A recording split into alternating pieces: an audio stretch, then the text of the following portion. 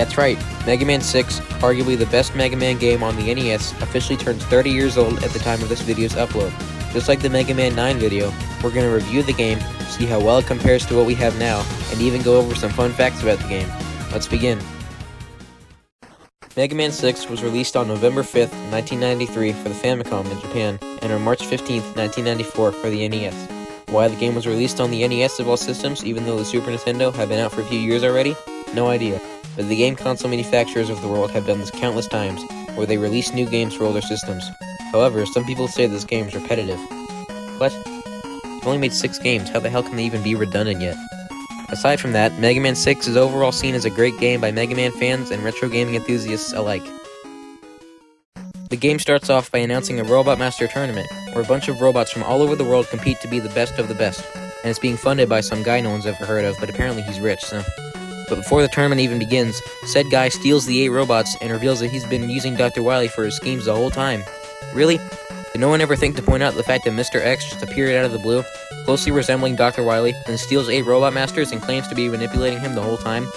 Don't you think people would have been able to notice?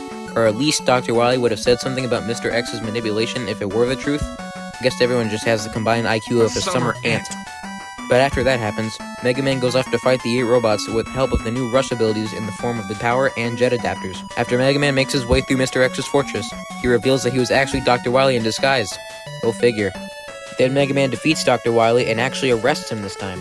Finally, dude, Jesus, it only took you 6 games. Looking back, I still think this is one of the best games in the classic series, even after 30 years. The use of the Rush adapters really should have been utilized more often. Fun fact, the Rush adapters actually were planned for Mega Man 11, but weren't used. Mega Man 6 was very balanced as well, not letting you slide with the power adapter, not letting you use charge shots with the jet adapter.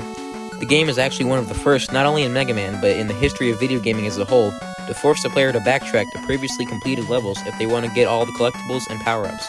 The Robot Masters can be used for a plethora of different strategies, which further adds to the game's replayability. The design of the Robot Masters are some of my favorites, especially ones like Nightman and Tomahawk Man.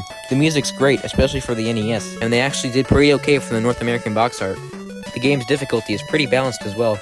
Sure, some parts feel like you're wiping your ass with a razor blade, but as long as you know all the boss's weaknesses and grab all the collectibles, you should be all good.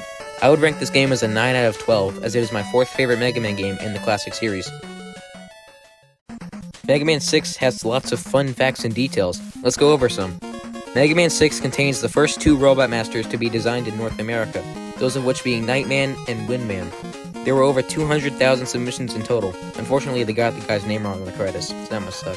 Along with this, those 2 Robot Masters were the only ones shown on the North American box art, which is a nice touch. Mega Man 6 was the first game in the series to not be published by Capcom in North America. They still developed it, however, but Nintendo was the one that published it, as Capcom thought it wouldn't sell very well due to the NES being 4 years out of date at the time. Mega Man 6's Robot Masters are in alphabetical order. This last one is probably the most iconic. After defeating Mr. X, he will say, "My scheme for world domination has failed," spelled F-A-I-L-D. All that money, and he didn't even get an English education.